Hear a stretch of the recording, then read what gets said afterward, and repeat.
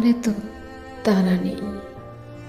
তুমি নিশ্চিন্তে ধীরে সুস্থে যত্ন করে আমাকে কষ্ট দিতে পারো, খুব সময় নিয়ে আঘাত করে করে আমায় ভাঙতে পারো রোজ।